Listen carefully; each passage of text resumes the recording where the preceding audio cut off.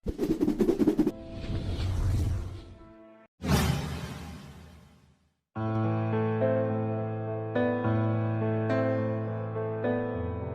dengar lelucon tumbal proyek? Tumbal proyek adalah istilah yang dipakai untuk seseorang yang dikorbankan agar konstruksi suatu bangunan atau jalan raya bisa berjalan dengan lancar. Mungkin inilah salah satu kejadian nyata tumbal proyek di Jepang pada masa lalu. Di Jepang, hal tersebut dikenal dengan nama hitobashira. Hitobashira dalam bahasa Jepang secara harfiah berarti pilar manusia. Hal ini merujuk pada manusia yang dikubur hidup-hidup dalam pilar bangunan untuk persembahan pada dewa. Legenda mencatat, Kastil Maruoka adalah salah satu kastil tertua Jepang yang berada di prefektur Fukui yang dibangun tahun 1576. Dilansir dari A History of Japan, ketika Shibata Katsutoyo sedang membangun Kastil Maruoka, tembok batu kastil itu terus runtuh, berulang kali tidak peduli berapa kali ditumpuk.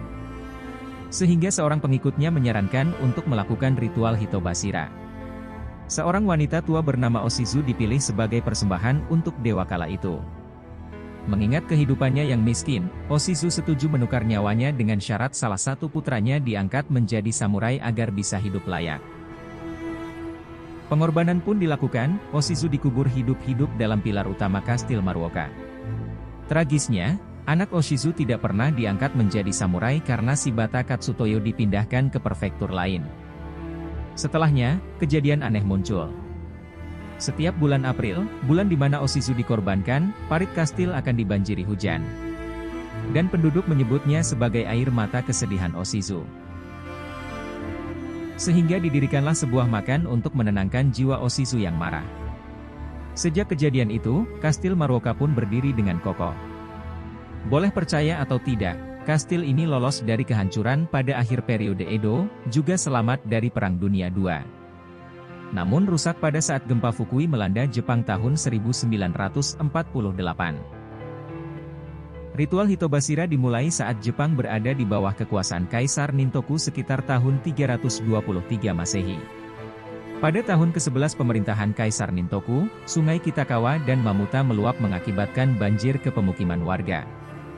Kaisar mengambil tindakan dengan membuat dua tanggul yang dinamakan Tanggul Mamuta. Namun, tanggul tersebut terus-menerus runtuh. Noritake sudah dalam bukunya Human Sacrifices in Japan tahun 1918, menyebutkan Kaisar bermimpi bahwa ada dua orang bernama Kowakubi di Provinsi Musahi dan Koromonoko di Provinsi Kawachi yang harus dikorbankan pada kedua dewa sungai agar tanggul tersebut berhasil dibangun. Kaisar memerintahkan penangkapan Kowakubi dan Koromonoko. Kowakubi yang hanya pasrah dan menangis kemudian dikorbankan dengan cara dibuang ke aliran sungai Kitakawa. Namun Koromonoko lebih cerdas, ia membawa dua buah labu dan melemparkannya ke sungai sesaat sebelum ia dikorbankan. Koromonoko kemudian mengatakan jika dewa tersebut memang sungguhan, maka dewa harus menenggelamkan labu tersebut. Namun labu tidak tenggelam dan hanya mengapung mengikuti aliran sungai, jadilah Koromonoko tidak jadi dikorbankan.